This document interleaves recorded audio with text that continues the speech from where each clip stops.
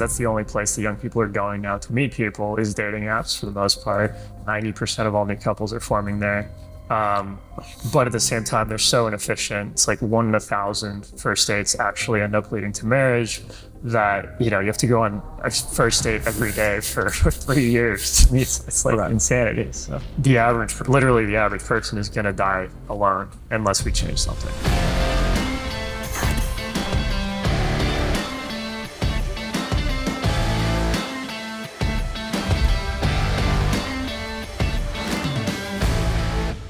Keeper dating. Everyone knows about dating apps, but you're building something entirely different. Yep. What is it, and how did you get started on this project? Yeah, absolutely. So the goal is not dating, right? I think dating apps have leaned too hard into dating. Dating is a step along the process of finding your person, but it should not be the goal in and of itself. So the point of Keeper is the vision is we introduce you to your soulmate on the first try. It's something that only exists in science fiction as of now. There's a few novels that have been written about this. There's, I think, at least one movie. Black Mirror did an episode about it. Can go down that rabbit hole if you want. It was a great episode because it was actually utopian, which Black Mirror is very rarely. Yes. It's pretty much a dystopia, but in that episode, the dystopia is the modern dating where you just go on date after date after date with different people, and like you might meet the love of your life, then you just go on another date the next day and you never see them again. So at the end of the episode, it's like, no, that was all a simulation, and in reality, you just download the app. It's like, here's your soulmate, you meet them, and you live happily ever after. So that's what we're trying to build. Dating apps today, I think, try to serve two masters, right? It's the people who want casual short-term, and it's the people who want long-term. And you can't do that in one product simultaneously, I think. By trying to serve both, you end up really only serving the short-term daters because the long-term people, if you're serving both, especially for women, you just create a really bad user experience where a lot of heartbreak happens, you get led on, you don't have, if you want to think about it in economic terms, you don't have market transparency. There's a lot of negative externalities that happen there. And so we're building the first product that basically enforces long-term commitment as the goal. And we don't tolerate behavior that doesn't align with that. But then we also solve the problem for people in a way that's never been done. So. That's sick. It seems like I saw a tweet recently that's talking about dating apps being these exploitative marketplaces where essentially men exploit women for, short-term physical, sex, let's say, and women exploit men for quick bursts of attention, affirmation, and there's never like any long-term alignment on the transaction at all. Yeah. It's a slot machine. They're selling a shot at long-term commitment. So, if you meet people, actually the majority of new couples today do meet on dating apps. But at the same time, less and less people are forming committed relationships than ever before. So it's like, the people who do succeed do meet on dating apps. They basically won the lottery because that's the only place that young people are going now to meet people is dating apps for the most part. 90% of all new couples are forming there. But at the same time, they're so inefficient. It's like 1 in 1,000 first dates actually end up leading to marriage that, you have to go on a first date every day for 3 years. To me, it's like insanity. So yeah, that's crazy. We're only 2 minutes into the episode, but I'm going to bring Teal in where he talks about diversification being the worst possible strategy for investing and building companies. But it seems like it's sort of the same here, where if you don't know what you want, so you really are going to just, write angel checks with your own time across 1,000 different women to try to find somebody, as opposed to having a high conviction individual. Talk about, I guess, how does Keeper work? How is that different from traditional Henge? Definitely. So I actually one piece you said there, I don't know that I fully agree with. I think most people actually do know what they want if you get them to sit down and think about it for 10 minutes. There's actually been a lot of research on sort of the academic side into this, where basically stated preferences and revealed preferences in life partners are actually really like tightly coupled, which is different than other behavioral science fields. But that's been our experience so far with Keeper as well. I mean, that's the whole premise of what we're doing, or a core part of it is basically, you get people to trust you, you give them an onboarding experience that is comprehensive and sort of gets them to elucidate all the things that they know that they want. Turns out if you match someone with someone else who meets everything that they think that they want, they will probably fall in love with that person. There are subconscious things as well. So there's research on that, basically what traits tend to correlate in successfully married couples. So IQ, big five personality traits, a few other things, which we can get into if you're curious, but you can measure those, and that sort of increases the likelihood that a couple will have chemistry. But if you do those subconscious things and you combine it with all the stated preferences that people know that they want, you will get people to fall in love and get married. So that's what we're doing. So everyone knows how Tinder works. You go in and swipe left, right, whatever. Yeah. If for those who are listening to this, if you're a man, what is the Keeper experience like? If you're a woman, what's the Keeper experience like? Yeah. So for both men and women, we put them through that onboarding. So we capture everything that they think they want, as well as traits about them. So preferences and traits. When we have a match for you, which, we're early days right now, so it takes time for a lot of people. We have an AI system that sorts through the hundreds of thousands of profiles that we have today, basically presents the top 0.1% to our matchmakers to sort of vet even further. And then they'll sort of disambiguate the match, right? So they'll reach out to each party. For example, if you say, let's say you're on the carnivore diet and you would hate to date a vegan or something like that, right? And that would be like a deal breaker for you. We would reach out to the woman first and just say, hey, I've got this amazing guy for you. He meets everything that you want, that you told us you want a partner. We don't know anything about your dietary preferences, right? Could you just tell us if you have any? And so, you ask her in a way that's non-leading. The humans are doing that today. It'll be an LLM doing that here quite soon. She responds, and then a judgment gets made on your particular preference, whether it meets her trait or not, right? And so on average, we found there's about 33 traits and preferences that are deal breakers for any given person. So for some people it's 40, for some people it's 20, but the average is about 33. And so you need to make basically accurate judgments on all 33 of those things in order for a couple to have a high shot of the match succeeding and them falling in love. So if you can do all 33 of those, I know again a lot of those are like unique and long tail to the individual, right? So the basic stuff, age, height, religion, politics is the standard stuff that Henge captures everyone cares about, but about half of what matters tends to be unique to the individual, and so you have to sort of ask them in this open-ended way what matters to them. So anyway, we disambiguate all those things. Then if the match seems like it's a great match, we'll offer the man to the woman first, right? So women tend to be a little more privacy conscious when you interview them about why they do or don't use dating apps, like things that they like about them. One of the main things is like, I don't like putting myself out there in this public way, right? It feels sort of gross, and there's also like risk of stalkers and just misbehavior on the male part. So the women always vet the man's profile first. We only offer one profile at a time if it's like an exceptionally good profile. So you won't hear anything from us until we have someone who's like a perfect fit for you. Yeah, women are not like scrolling through. Exactly. There's no swiping. There's no swiping. No. You put in maybe 20 minutes of your time up front. You can do an hour if you really want to go in depth.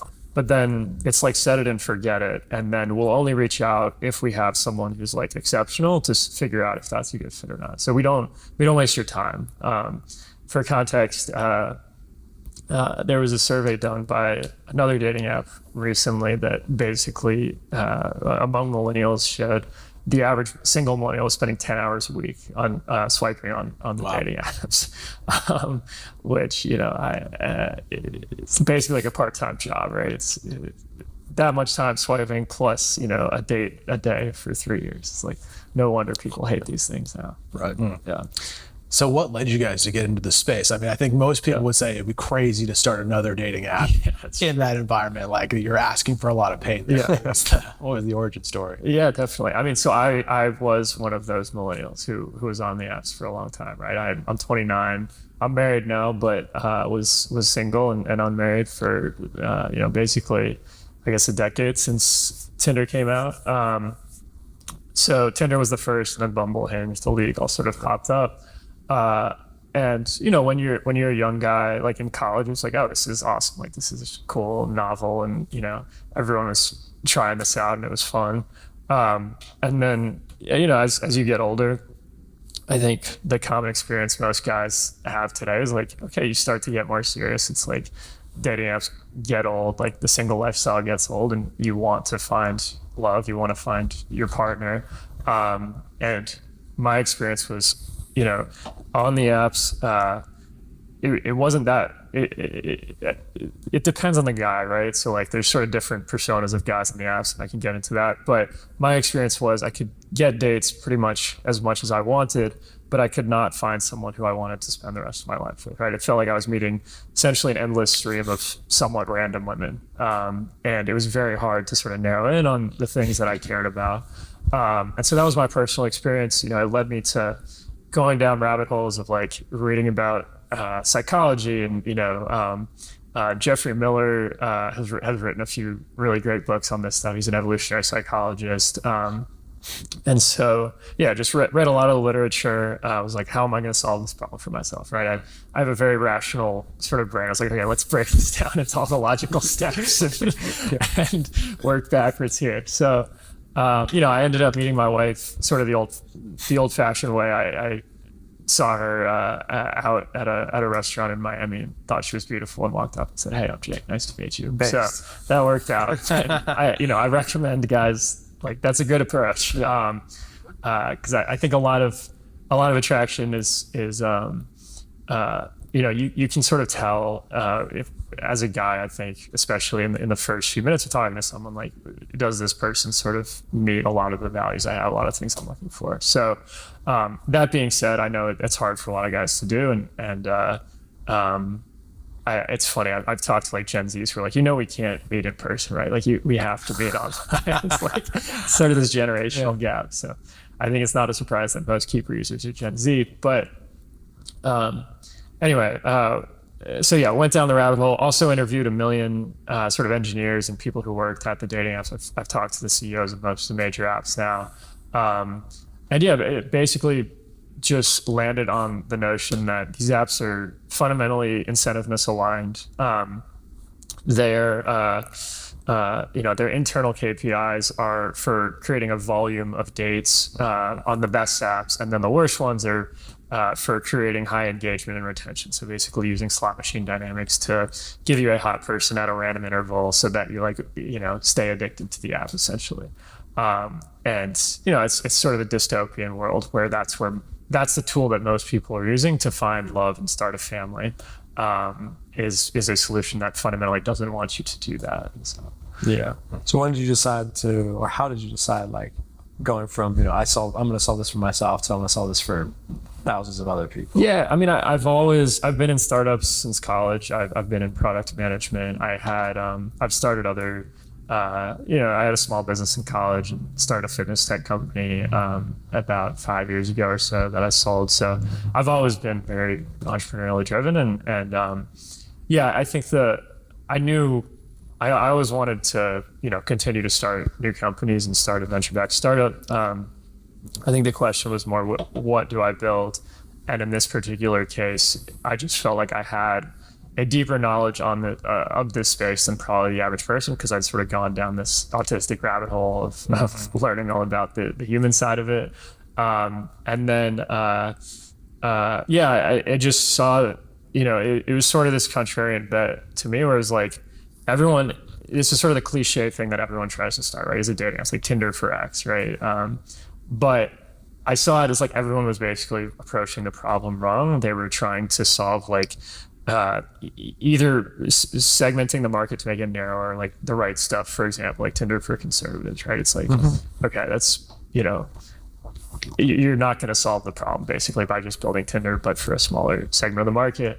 You actually want a really broad market, generally speaking, for sort of network effect reasons, which we can get into. But so yeah, I just saw everyone was approaching the problem wrong from my perspective, and I felt like I had a competitive advantage. And it's also sort of this moonshot idea, which really appeals to me. It's like I would rather spend my time working on something that could fundamentally change humanity for the better than building another SaaS tool or something. Yeah. So So two-sided marketplaces are notoriously painful and difficult to get started. Yeah.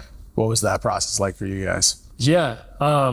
So the way that we've approached that, basically we every great consumer product, in my opinion, achieves unicorn status and mass growth through finding product market fit on its own, right? And what I mean by that is by having a product that's so great that people share it with their friends. There's the notion of the K factor. Basically, when this number goes above 1, it means every person who signs up brings at least one other person onto the platform, and then you get exponential growth, right? So I think in the long run, every consumer product has to grow that way. And so the question is, how do you build each side of the marketplace in order to achieve at least that requirement for product market fit? There's other things we have to build to get product market fit as well. And just to be clear, we're still early days. Like I would not claim that we have full product market fit today.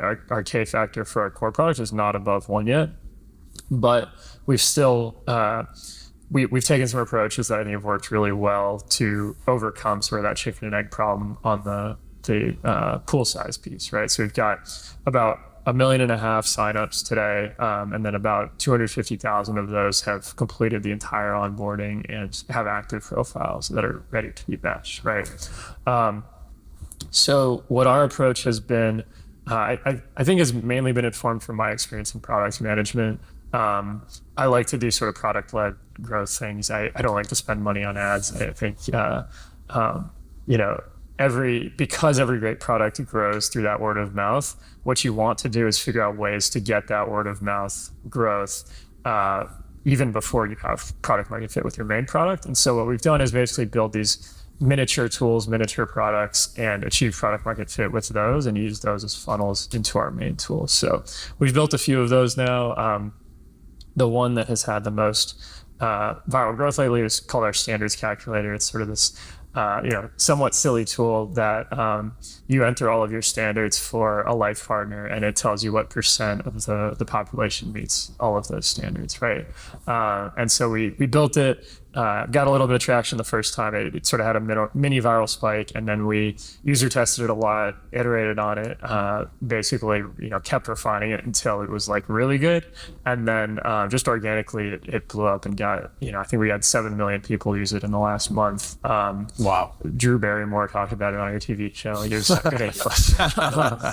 So yeah, and we'll continue to do that basically until the main product gets product market fit. Yeah, that's amazing. I remember you guys talking about that early on, and we knew about you guys. And then I remember months later seeing that organically pop up. That tool was everywhere. Yeah, the screenshot of the little dots, that show. Yeah. A few. Very we were playing around with it last week or 2 weeks ago. But yeah, and you put in some of the things you think is like basic standards that women talk about now, like 6 feet and above 6 feet. 6 feet, 6 figures. Yeah, 6 feet, 6 figures. Blonde eyes, whatever. Yeah. And then you think, it's gonna be, it's gonna be whatever, 5 million guys, whatever. No, it's like a couple 100,000, right? In the entire, less than that, but like the entire population of the U.S. Yeah. So it's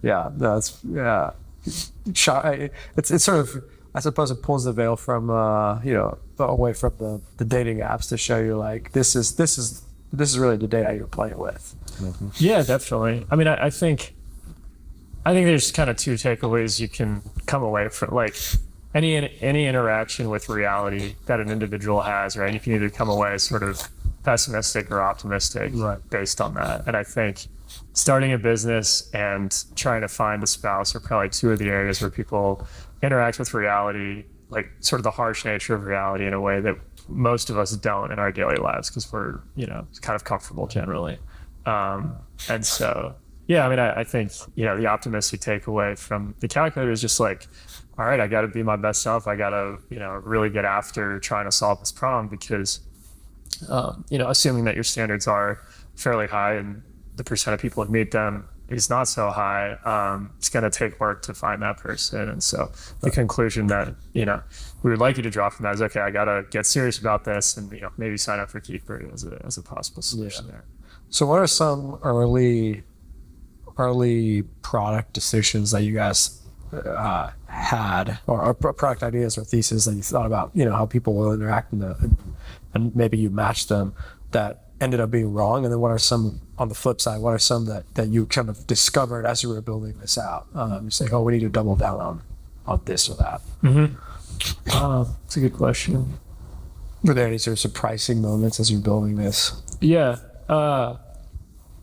So a few things that we changed. I think in the beginning we were trying to lean into automation a little too early. So when we launched, it was like $250 per match, which we thought was a lot, but it turned out it wasn't. No. And then, we had sort of started to build this like self-serve profile view, where you could interact with it, and we definitely still want to do that in the future. But basically, what we figured out was like, if you want people to take it seriously, you really have to have the quality bar just be immensely high for the matches that you offer. And if you don't do that, this didn't happen to us, but this is sort of what we think would happen. It would basically just devolve back into a hookup swipe app, right? And so I think this is what happened with a lot of other dating apps. But when you go for volume before quality, people don't behave as well, right? And so what we ended up doing was saying, okay, we're only going to focus, we're going to start with quality, whatever it takes to make the quality as high as we possibly can. We're going to start there. And so, and then focus on volume from there, right? Focus on the automation, focus on the self-serve. So in service of quality, we had to raise the prices a lot. So we started with a much higher price point, in the many thousands of dollars, and then put the humans in the loop because the AI wasn't ensuring the quality level that we wanted. And so we're sort of backing into our latest round of benchmarking was 87% of our automation is at the same level as a human now. But that means there's still 13% that's not, right? And so I think that's probably jumped up a bit with this latest GPT release, and we've got a lot of stuff in the works that will get that even higher. We hope to get that to 99.9% within 18 months. But that was a mistake. I think was starting with assuming that sort of good enough on the quality side and lower price point would work. That was one thing we've changed. On the what's work side, I think to me it's like all the assumptions we had about human behavior, right? Like the things that men and women care about, which the opposite sex doesn't, or the way that the way that you build an user experience that really does attract serious people and gets them to behave properly.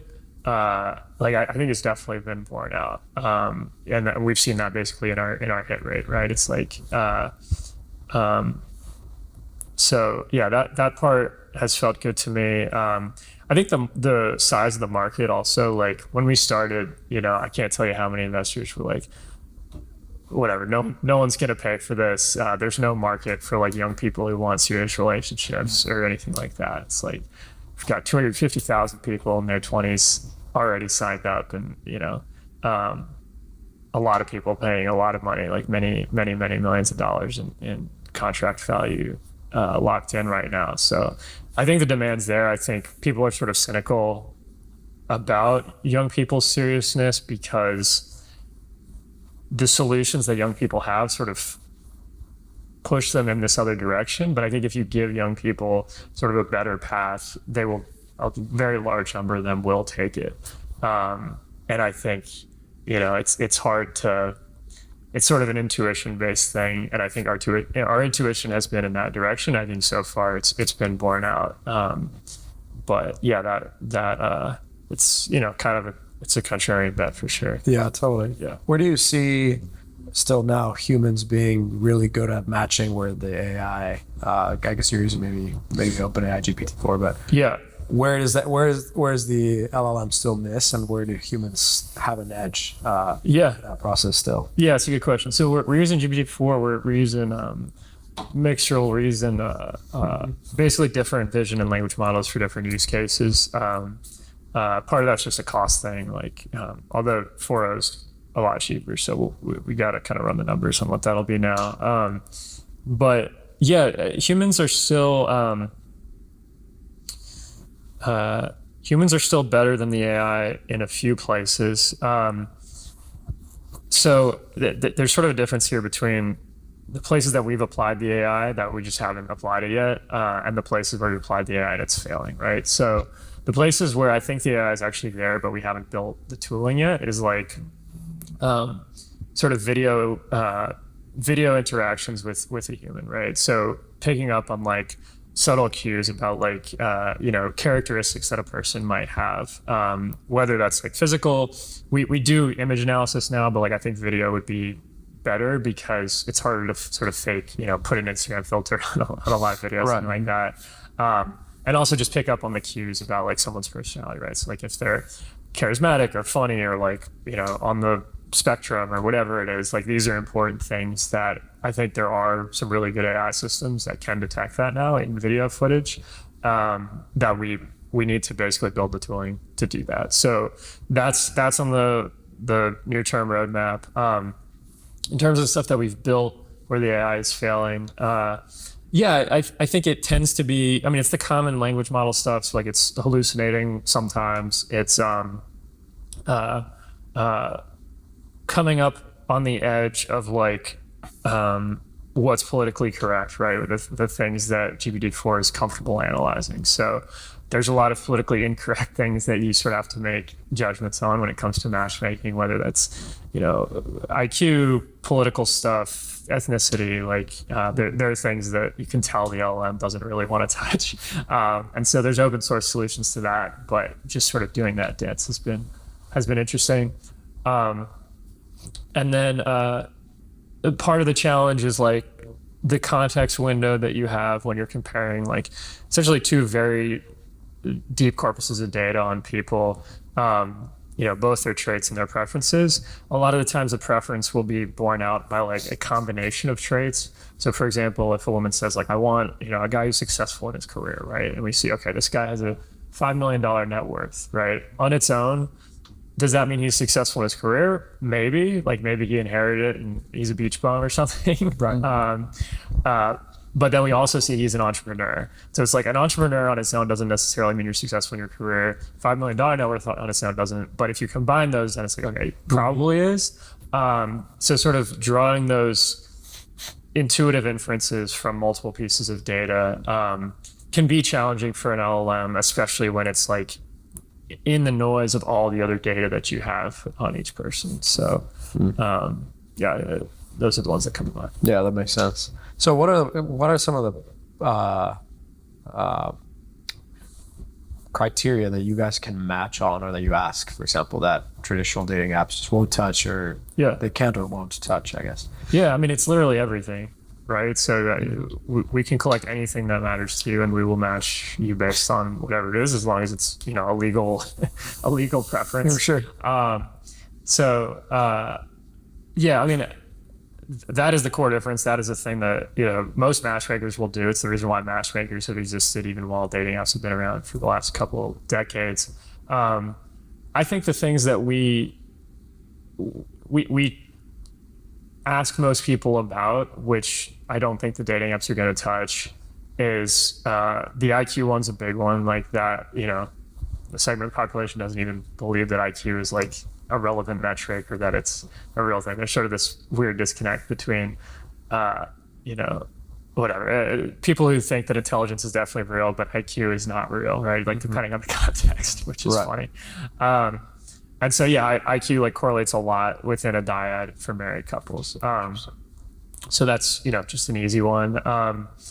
I think there's, in terms of things they won't touch, you kind of get into the transgender stuff that it's not even. It's a very small segment of the population that is transgender, has preferences, around wanting to be with a transgender partner or something like that. But at the same time, like both Match Group and Bumble have like issued press releases that like we're going to match heterosexual men with transgender women and not give them the ability to filter out those people. And it's like clearly this is an ideologically driven thing, not you trying to actually solve your user's problem, because 99.9% of heterosexual men are not interested in transgender women, right? So, and again, it seems like such a silly, obvious thing. It's like, okay, don't force straight guys to match with trans women, and that gives you an edge in this space. So, and then I mean, there's more nuance. Where it's like, the complexity of political views or religious views, like, on Hinge, you can filter for Christian or Jewish or whatever, but it's like, there's a lot of different types of Christians and Jews, and like, you get both a magnitude and a direction of the vector, right? Like a 3 out of 10 Christian who goes to church on Easter, let's say, versus devout, like every Sunday. Yeah, exactly. So just capturing all the nuance of those things, I think is really important to making good matches, and it's something that dating apps are not doing.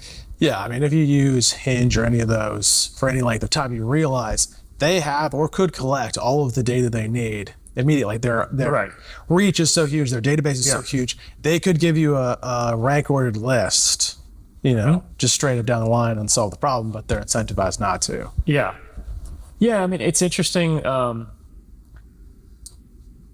They're making a lot of money, right, and on subscriptions and upsells, and so they're sort of stuck at this local maxima. And I don't think any of them sort of have the willingness to get off of that little hill for the bigger hill, right? One of the interesting things about this space to me is that the older generation of apps actually was more effective at solving this problem in terms of the algorithms alone, like eHarmony, OkCupid. They weren't able to capture the long tail stuff, but they basically just brute forced it, like asked you thousands of questions. And they got destroyed by Tinder and Bumble and Hinge for a few reasons. Basically, the user experience for like high value women was just awful because there wasn't a double opt-in system. And so they would just get inundated with like thousands of messages. And so there wasn't, there's no easy way for them to filter. They weren't marketed towards young people. So it was like more of the sort of Gen X generation on those products. And then they didn't really tackle the mobile thing well. So when the iPhone came out, they were still on a web, and they made a lot of mistakes. The OkCupid got acquired by Match Group, and they sort of destroyed the product. But it is interesting, I think, that we've kind of gone from something that was less fun but solved the problem more effectively to like very fun but doesn't solve the problem at all. And now it's like, my thesis is we'll sort of meet in the middle on those. Like we'll take the lessons from both and build something that solves the problem but also isn't like for old people and has a bad UX. What do you guys see as the end game, the ideal end state? I mean, you mentioned like the Black Mirror. Black Mirror, man. You press the button and it's just like, boom, once you're ready, hit the button and find the match. Literally. It's like as soon as you're ready in your life, you can find your soulmate. And I think it'll be an interesting sort of sociological thing. Like, do people choose to do that when they turn 18, like on their 18th birthday? Is it like, okay, let's find my soulmate? Or do you, for your 18th birthday, you get a keep receipt. Exactly. At one time check. Just keep it in your pocket, press the button whenever you're ready. Break glasses in case of emergency. I mean, it'll create interesting dynamics, right? Where it's like your mom is like, come on, when are you going to sign up for Keeper, right? Right.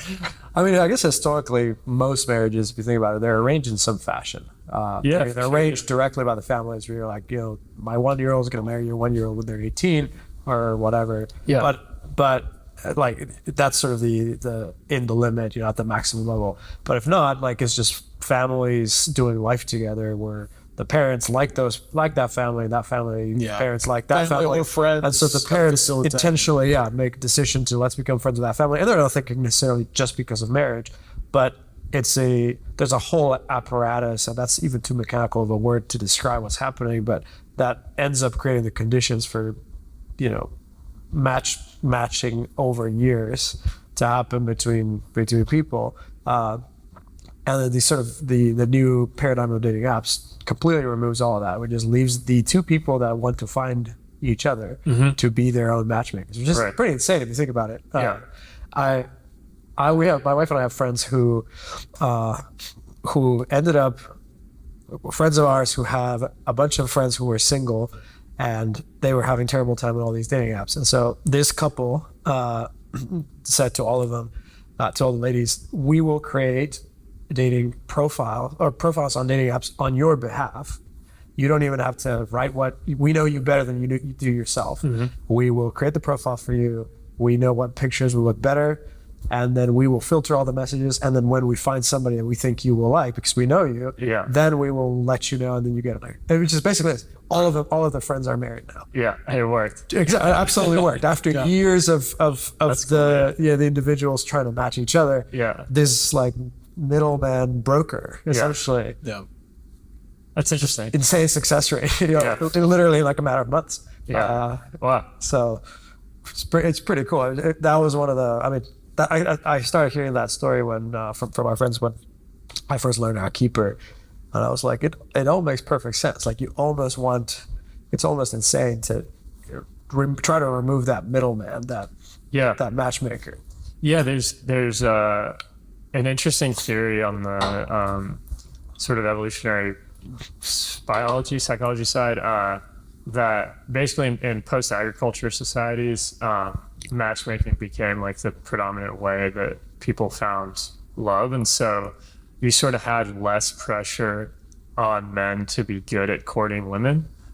So like when people, sort of joke about whatever, guys not having Riz, or like, so, there's a small segment of guys that are like exceptionally good with women, but the average guy's like kind of mediocre. It's like, it's because oftentimes the guys with Riz basically got killed by the fathers of the women that they seduced, whereas the average guy was just like, if he was hardworking and like seemed like a solid guy, then their parents would arrange it, so he didn't really have to, walk up to the woman and try and pick her up or something like that. Yeah, that makes sense. I was reading recently even another tweet where I think it was the CEO of Bumble met her husband not on an Aspen or something. Yeah, he was like an Aspen. Introduced me to a friend on a ski trip or something.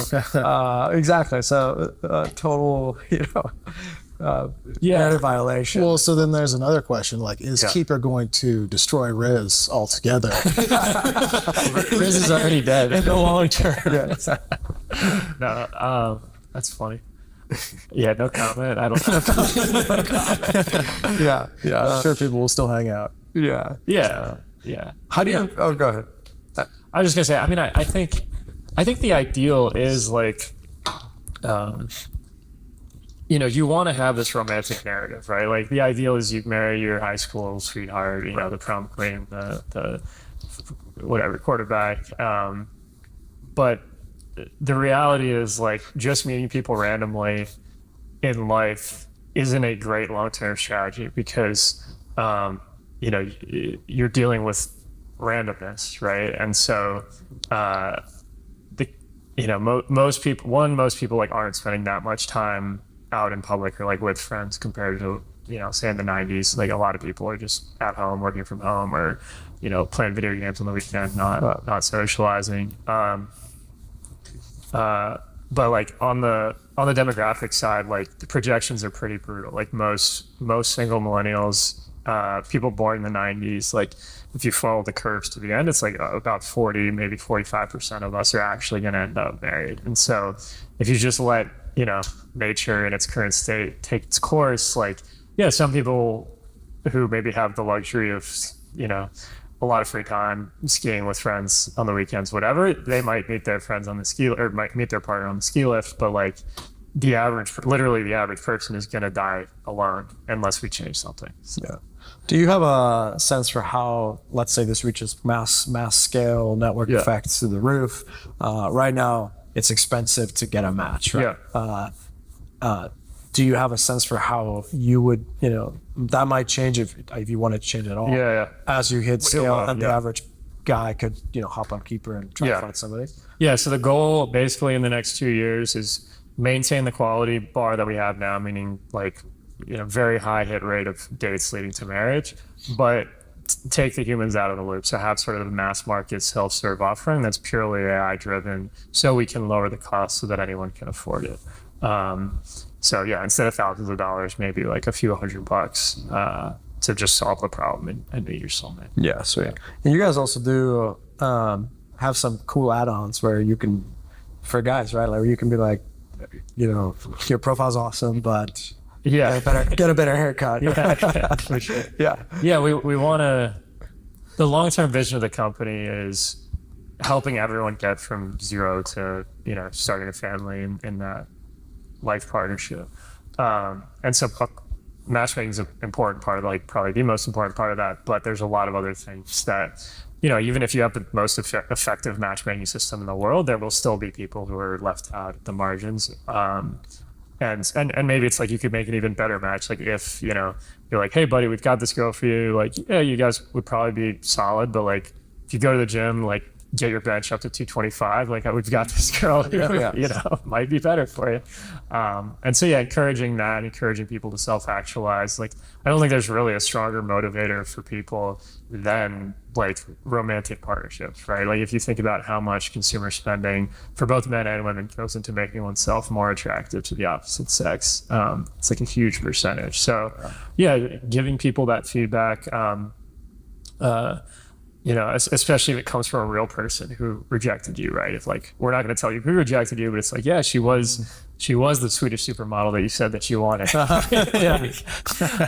But she said no. She didn't make it. Yeah. Here's why. Go fix it. So do you get that? Do you get that data? If someone gets the profile, they say no thanks. Yeah. They have to say why. And then pass that back to the guys. Right, because it's beneficial to the woman because we're only going to show her a guy that we think meets everything she wants. So if she passes, it's like, okay, like clearly there was a gap between what you want and what we gave. You tell us what that is so the next match can be better. So she tells us, and then we can sell that to the guys to help them. Insanely valuable. Guys only want one thing, and it's feedback on why they were rejected. Market research. Yeah, man, that's amazing. Yeah. So, what are you guys focusing on in the next? You mentioned 2 years, but what's just on the docket right now for Keeper? Yeah. On my plate, I'm fundraising. So we kicked off our seed round a couple weeks ago. We previously raised the pre-seed. I got my blinders on, just focused on that. Nice. But the team, we're working on a few things. On the product side, two things, basically doing a better job of keeping in touch with our users.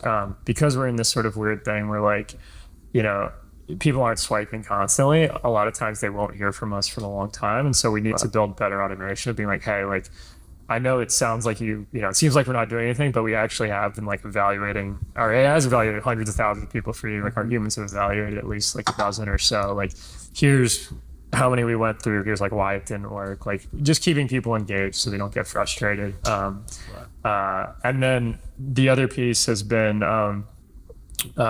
mostly just focused on the automation. So getting that automation up to 99.9%. So improving the AI.